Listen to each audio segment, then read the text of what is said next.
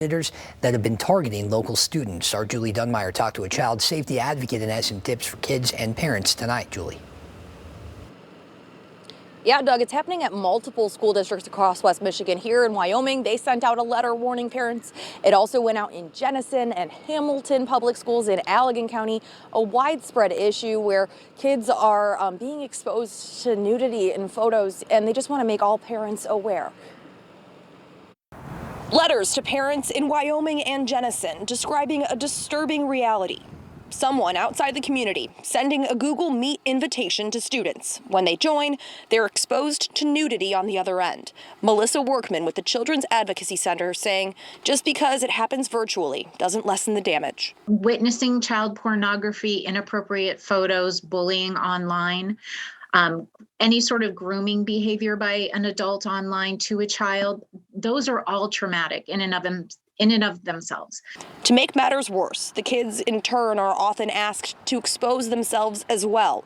And if they do, they're recorded, then threatened with the leaking of the video. Explicitly talk with kids about if they should find themselves in a situation where they are being blackmailed, that it is safe to come to their parents, that their parents will believe them. According to the letters shared with Fox 17 by parents in the districts, the scheme seems to be focused on young boys. But the CAC says anyone can be a victim. Sexual abuse of this nature and any other nature really knows no gender. So it's important to let your kids know you're always on their side and to tell them it's okay to come to you. We understand that it's awkward. We understand that your kids don't necessarily want to talk with you about it.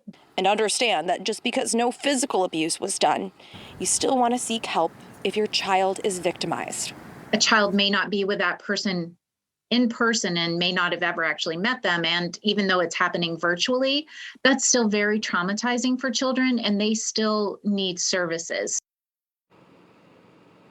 And I did speak to the Hamilton superintendent just a few moments ago, and he was explaining to me that his biggest concern right now with this is that so many more kids have access to technology and are spending exponentially more time online than they were in years past in 2020 with so many kids doing virtual learning. And he says it's best to have those conversations, even though they are uncomfortable. The Children's Advocacy Center has a great resource on their website that you can learn how to start that conversation with your child.